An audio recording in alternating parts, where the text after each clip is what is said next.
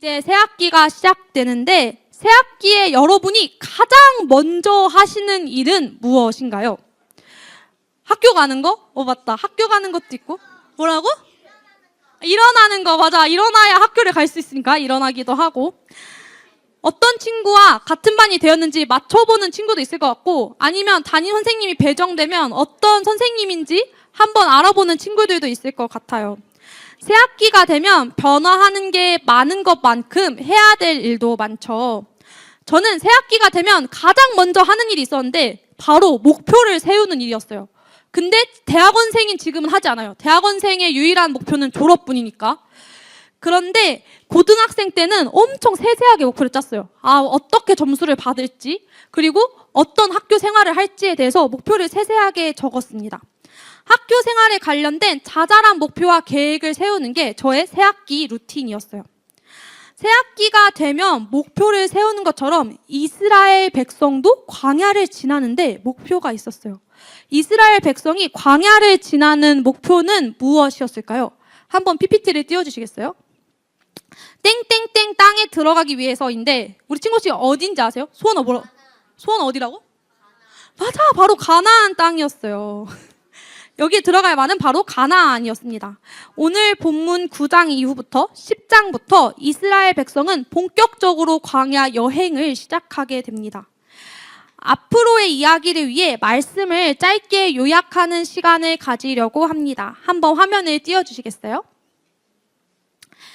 이스라엘 백성은 광야에 나오기 전에 애굽에서 노예로 살아가고 있었습니다. 그러던 중 모세가 하나님의 명령에 따라 이스라엘 백성을 애굽에서 탈출시킨 게 출애굽기의 내용이에요. 그리고 이스라엘 백성은 자신들의 조상인 아브라함에게 하나님께 약속받은 땅인 가나안 땅으로 나아가라 라고 이야기를 합니다. 가나안 땅의 정탐을 다녀온 이들이 가나안 땅에 대해서 묘사하는 부분이 성경에 나오는데, 가나안 땅이 아주 풍요로운 곳임을 짐작할 수 있습니다. 화면에 띄워주시면 함께 읽어볼게요. 시작! 그들은 모세에게 다음과 같이 설명하였다. 우리에게 가라고 하신 그 땅에 우리가 갔었습니다. 그곳은 정말 젖과 꿀이 흐르는 곳입니다. 이것이 바로 그 땅에서 난 과일입니다. 이스라엘 백성이 광야를 지나는 목표, 광야를 지나는 이유는 이 젖과 꿀이 흐르는 풍요로운 가나안 땅에 들어가기 위해서였어요. 그런데 하나님의 목표 역시 이스라엘 백성과 똑같았을까요?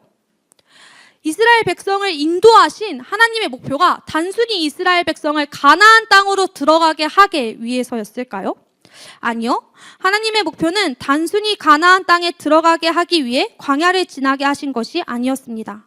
하나님께서 이스라엘 백성을 광야에서 인도하신 목표는 하나님의 백성으로 성장시키고자 하신 것이었습니다. 하나님은 광야에서 이스라엘 백성을 하나님의 백성으로 교육시키는 방법을 말씀하시는데, 오늘 본문이 바로 그 방법 중에 하나입니다. 하나님께서는 이스라엘 백성에게 광야를 지나갈 때 어떻게 지나가면 좋을지에 대해 말씀하십니다. 구름이 거쳐서 올라가면 앞으로 행진하면 됐고, 반대로 구름이 내려와서 머물면 이스라엘 자손은 그날 떠나지 않았습니다. 이야기만 들으면 상상이 안 될 것 같아서 챗 GPT한테 한번 그림을 그려달라고 했어요. 화면에 한번 띄워주시겠어요? 맞아. AI가 그린 것 같지. 그래서 GPT가 성막 배치는 조금 다르게 그렸는데 나름 잘 그렸더라고요.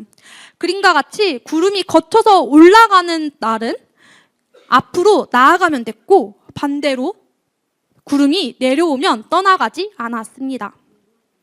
듣기에는 아주 간단해 보이는데 문제가 한 가지 있었어요. 구름이 언제 올라갈지 예측이 전혀 안 된다는 것이었습니다. 하나님께서 하루 만에 출발하려고 하실지, 아니면 한 달을 이곳에서 머물라고 하실지, 더 나아가 1년을 이곳에서 머물라고 하실지 그 누구도 예측할 수 없었어요. 하나님의 명령이 없으면 이스라엘 백성은 아무것도 할 수 없는 이 메마른 땅 광야에서 몇 날 며칠을 보내야만 했던 거예요. 하나님께서는 왜 이스라엘 백성을 하나님의 백성으로 만드시기 위해 이렇게 비효율적인 방법을 선택하셨을까요? 이런 방법을 쓰신 데에는 두 가지 이유가 있습니다. 화면에 한번 띄워주시겠어요? 첫 번째 이유, 하나님의 말씀에 순종하는 방법을 터득하기 위해서. 먼저 첫 번째 이유는 하나님의 말씀에 순종하기 위해 방법을 터득하기 위해서였습니다. 이스라엘 백성은 언제 떠오를지도 모르는 구름을 바라보며 출발의 신호를 기다려야 했어요. 광야라는 불안한 땅에는 들짐승의 위협도 있었습니다. 하지만 그 땅 가운데 하나님께서 멈춰서서 이곳에서 진을 치고 머물라 라고 말씀하시면 그럴 수밖에 없었습니다. 심지어 구름이 언제 떠오를지도 모르니 매일같이 떠나야 할 준비도 해야 했을 것입니다. 지금 머무는 땅이 마음에 든다고 해서 마음대로 머물 수도 없었고, 지금 머무는 땅이 마음에 들지 않는다고 해서 떠날 수도 없었습니다. 이 과정을 통해 이스라엘 백성은 하나님의 명령을 지키고 순종하는 방법을 터득할 수밖에 없었을 것입니다. 두 번째 이유도 있는데요. 두 번째 이유는 하나님의 인도하심을 직접 눈으로 담게 하기 위해서입니다. 오늘 말씀에서 이 두 번째 이유에 대해서 집중적으로 이야기를 하려고 해요. 이스라엘 백성이 광야를 지나는 일은 충분히 하나님의 존재 여부를 의심할 만한 일이었습니다.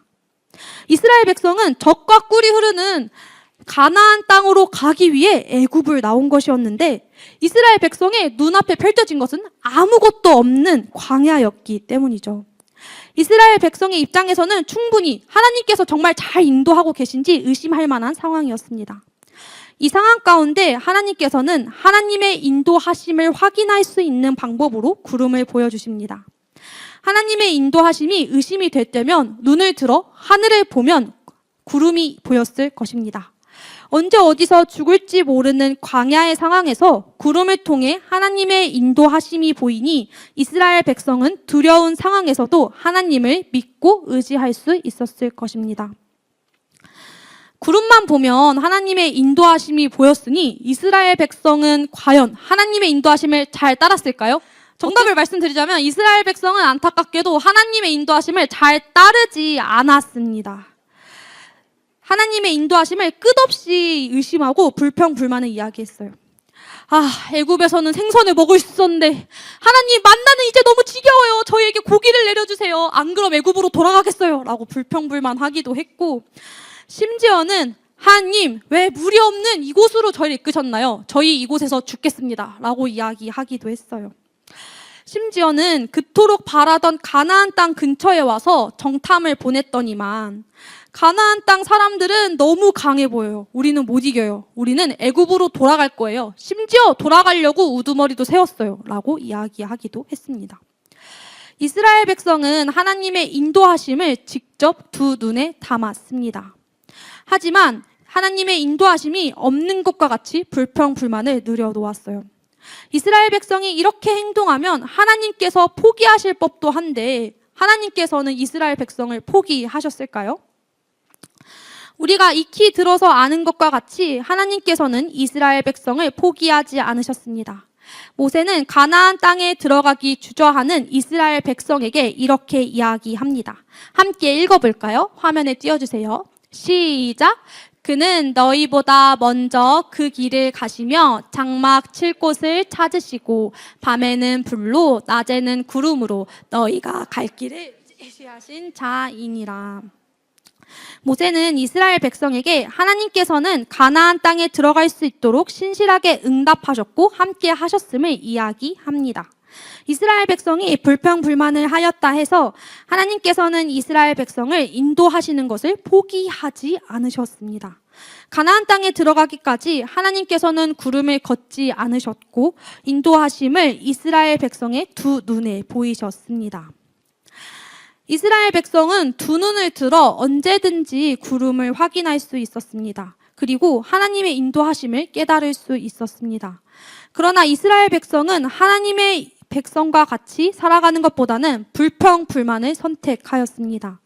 그럼에도 불구하고 하나님께서는 가나안 땅에 들어가기까지 이스라엘 백성과 함께 하셨습니다. 가나안 땅에 들어가는 광야의 여정 가운데 하나님께서는 계속해서 꾸준히 이스라엘 백성에게 하나님의 자녀로 살아가는 것에 대해 알려주셨습니다. 이스라엘 백성을 구름으로 인도하시는 하나님께서 우리의 삶 역시 인도하십니다. 그리스도인으로 살아가는 것이 어렵고 힘겨운 우리 가운데 하나님께서는 왜 그리스도인으로 살아가는 것이 어렵냐, 왜 그걸 못하냐 라고 책망하시지 않으시고 오히려 우리의 전 삶을 통해서 하나님의 자녀로 살아가는 것에 대해 꾸준히 말씀하십니다. 이스라엘 백성이 하나님의 자녀로 가나안 땅에 들어가기까지 구름으로 꾸준히 인도하시고 응답하신 것과 같이 말입니다. 사랑하는 틴주누리 친구들, 돌아오는 새학기 틴주누리 친구들의 마음은 어떤가요? 설렘도 있을 것이고 불안도 분명히 있을 것입니다. 불안과 두려움의 순간 가운데 우리가 한 가지만큼은 놓치지 않았으면 좋겠습니다. 이스라엘 백성이 눈을 들어 하늘을 보았을 때 하나님께서 인도하신다는 구름을 확인한 것과 같이 하나님께서는 우리의 삶 역시 인도하신다는 것을 잊지 않고 나아가는 새학기가 되기를 바랍니다.